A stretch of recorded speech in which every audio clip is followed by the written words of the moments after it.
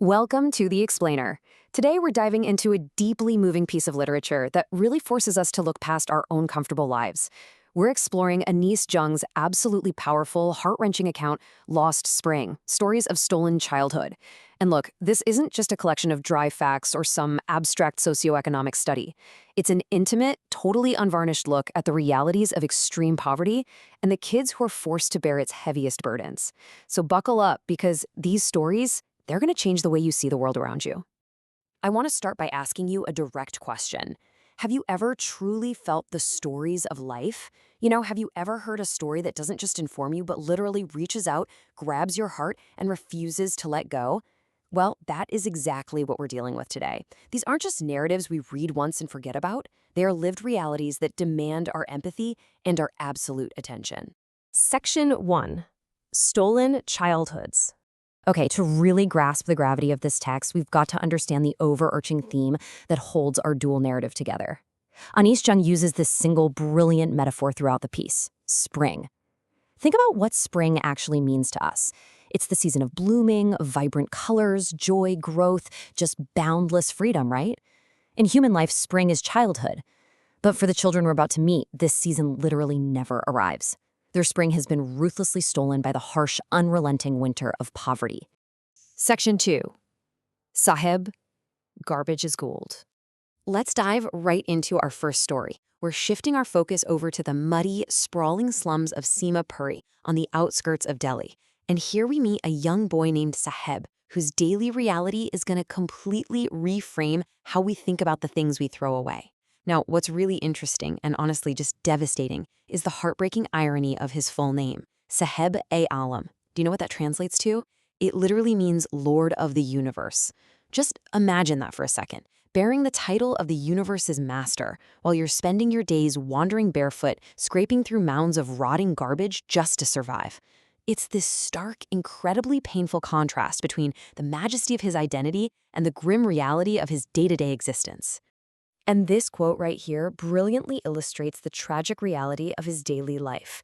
Sometimes I find a rupee in the garbage. For Saheb, finding a single coin in a massive pile of trash isn't just a lucky break. It feels like a massive, life-altering victory. It gives him just enough hope to wake up the next day and search through the garbage all over again. Let's break down some of the harsh facts about Seema Puri, just to understand how this environment shapes a kid like Saheb. We're talking about a slum entirely devoid of basic amenities. No proper sewage, no running water. It is home to over 10,000 rag pickers living in these fragile mud houses with tin roofs. And these families, they're mostly refugees who fled the deadly storms of Dhaka, Bangladesh, way back in 1971. They live completely off the grid without any real identity. They're surviving strictly on ration cards that just barely keep them from starving. Now, there is a massive psychological disconnect between the generations living in this exact same squalor. For the adults, that mountain of garbage is purely transactional. It's their sole means of survival. But for the children, it's like a magical treasure hunt. Wrapped in childhood wonder, every pile of trash holds this thrilling possibility of finding a hidden coin, a discarded toy, or just some new adventure. One day, the author, Anise Jung, casually asks Saheb why he doesn't go to school, and Saheb innocently replies that, well, there isn't one. So the author jokingly promises to build a school for him. But days later, Saheb actually runs up to her, his eyes shining with hope, and asks, "Is your school ready?" The author is absolutely crushed by shame. It just perfectly captures how casual, empty promises from adults can completely crush a child's innocent, budding hopes. Section 3. The Burden of Responsibility. Suddenly, the tone of Saheb's story takes a dramatic shift. We move from this naive, resilient hope of scavenging straight into the crushing, suffocating weight of sudden adulthood. Sometime later, the author spots Saheb working at a local tea stall. He's now earning a steady wage of 800 rupees a month, plus all his meals. Now, on paper, this sounds like a step up, right? A clear upgrade from rag picking. But we really need to look at the terrible personal cost of this wage. We need to look closely at what has been taken from him in exchange for those 800 rupees. Just look at the underlying tragedy here. Saheb's old plastic bag held garbage, sure, but it was his. It was lightweight, and it represented his autonomy, his freedom to roam around with his barefoot army of friends. Now compare that to the steel tea canister he carries. It belongs to his new master, it's incredibly heavy, tying him down to a strict job. Sahib essentially traded the joyful freedom of his own plastic bag for the heavy, enslaving burden of child labor. His spring is officially over. Section 4. A Mechanic's Dream. All right, let's shift gears. We travel from Delhi down to the dusty, sweltering streets of Firozabad, where we meet our second boy, Mukesh. Unlike Saheb, who kind of just adapted to his surroundings, Mukesh possesses an incredibly audacious, defiant dream. He says, I want to drive a car. I want to be a motor mechanic. Against a backdrop of total generational despair and profound poverty, this single, massive statement acts as a powerful beacon of absolute rebellion. In a town where everyone's eyes are always cast downwards toward the dirt and the fire, Mukesh dares to look out toward the open road. To really appreciate Mukesh's rebellion, we have to understand the immense gravity of Firozabad. This town is the beating heart of India's glass-blowing industry. For centuries, almost every single family here has done exactly one thing: made glass bangles. And they don't just view it as a job. They deeply, truly believe it is an inescapable destiny chosen by God. It is their karma, passed down blindly from generation to generation. Section 5. The Bangle Maker's Trap. Let's peel back the layers of this so-called karma for a second. Because what is really happening here isn't destiny at all. It's time to expose the dark, systemic trap that violently holds these bangle makers hostage inside their own homes. 20,000. That is the staggering estimated number of children currently losing their youth inside Firozabad's dark, suffocating, sweltering glass furnaces. 20,000 kids working in illegal, hazardous conditions instead of sitting in a classroom. When you look at the whole picture, it becomes shockingly clear why escaping this vicious cycle is practically impossible. It's a beautifully engineered trap. You have extreme poverty right at the base. Above that, greedy middlemen exploiting their labor. If the workers actually try to organize, corrupt police beat them and throw them in jail.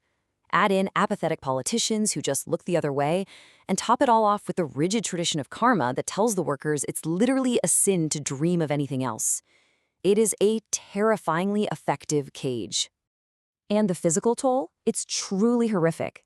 These families work in dingy little cells without proper air or light, sitting right in front of blazing hot furnaces. Because their developing eyes are constantly exposed to the blinding glare of the welding glass and the suffocating dark of their huts, many of these children completely lose their eyesight before they even reach adulthood. Think about that for a second. The industry literally steals their ability to see the world. Within a single family, we see this massive, heartbreaking ideological split. On the one side, we see deep, ingrained generational defeat.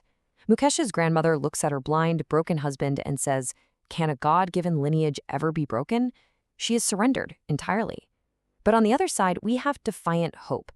Mukesh looks at the exact same situation and decides, you know what? He will walk miles and miles down dusty roads to a faraway garage just to learn how to fix cars. He flat out refuses to be a victim. Section 6. Finding the Lost Spring. So as we bring both of these distinct, vivid stories together, we can finally uncover Anis Jung's core, vital message about systemic poverty and the incredible resilience of the human spirit. Ultimately, look at how the paths of our two protagonists diverge. Saheb's spirit was eventually crushed. He accepted the heavy steel canister, resigned to his fate, and entirely lost his freedom just for the sake of survival. But Mukesh?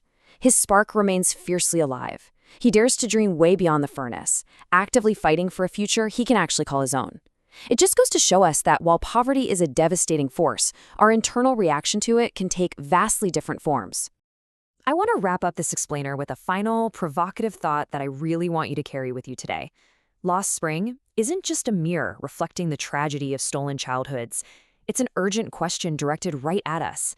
Can we do something for these children? Are we going to remain passive observers to their lost spring? Or can our awareness be the very first step toward dismantling the traps that bind them? Think about it. Thank you so much for joining me to unpack these incredible stories. Keep asking questions, keep seeking to understand, and I'll catch you on the next explainer.